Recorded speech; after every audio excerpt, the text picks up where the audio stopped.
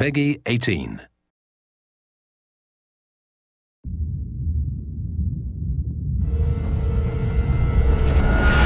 Hey everybody, Zachary Levi here in the heart of London's famous West End. Behind me is BAFTA, the British Academy for Film and Television Arts.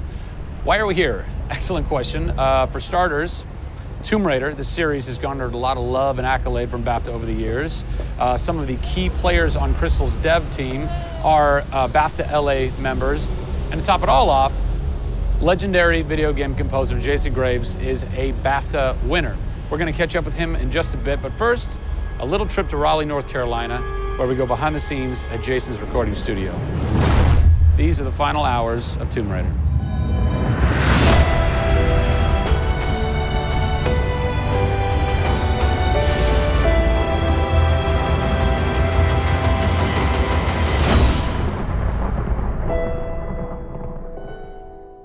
The first thing we did was the theme. There have been many composers in the games or the films, but they've always used the original theme. They said, we want to start with a clean slate, new theme. I did it on piano, very simple. I was really scared just to send it because I'm like, I don't know, I think this really works, I think I like it. We ended up taking that exact theme. The first demo I sent was on the first trailer. That exact same arrangement.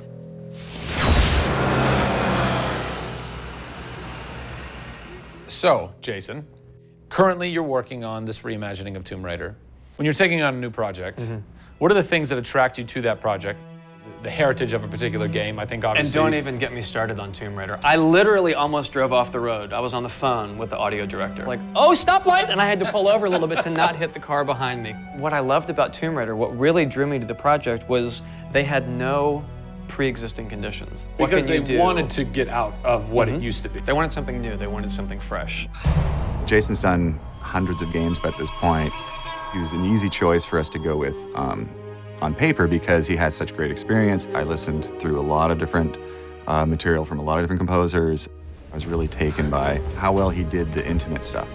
The textures and the real, like, you know, intimate and vulnerable bits that we needed to highlight in the game were a great match for us. What is square one for you when you start wrapping your head around it going, this is where I feel like this world is going to exist? Main theme, call me old-fashioned.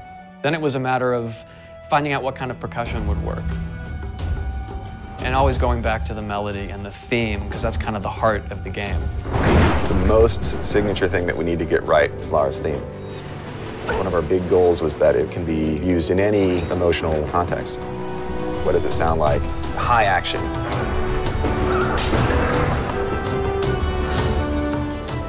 What does it sound like when she's in pain? For music, the gameplay and the concept art, especially with the scavengers and kind of the shanty town, corrugated metal, how everything's kind of this amalgam of different stuff that they found on the island.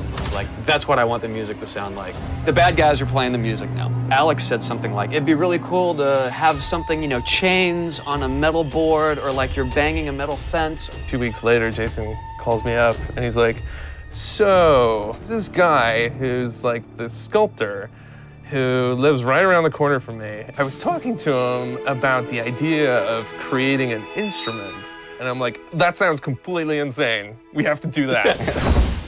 Tackling the score to one of the most iconic franchises in the world brought a unique challenge.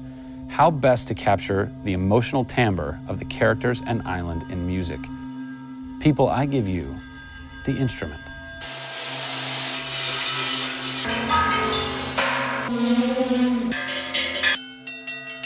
The instrument. I was gonna let Matt determine the aesthetics. I was really only concerned about the sound that the sculpture was gonna make. Matt built this, which looks pretty much exactly like Laura's original homemade bow in the game. There's different timbres based on different materials, metal, glass. It's a direct line from the plot, the characters, the story, the environment, straight to the sculpture. We always wanted the island to have that character in itself. Creating an instrument gave it this unique identity. It's got a voice. Yeah. The very beginning of the game is nothing but the instrument.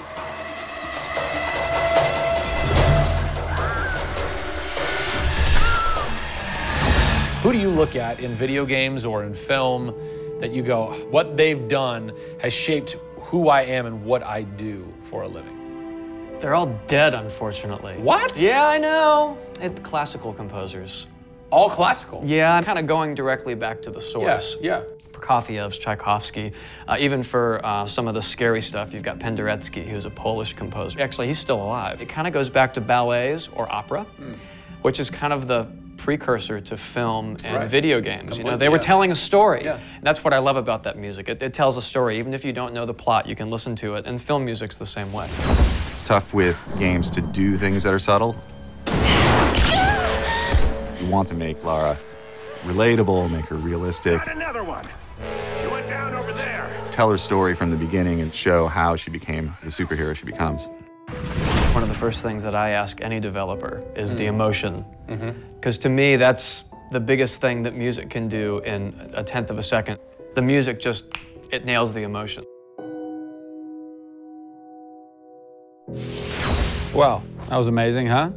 I personally don't think I've ever sounded so good in an interview before. Although Jason, Jack, and Alex are audio savants, so that would make perfect sense. I cannot wait to jump into this game, not just for the amazing action, but the emotion and mood and tone that they're going to set with their incredible skill. Tune in next time for a special secret announcement that is going to change the way you play Tomb Raider forever. See you soon.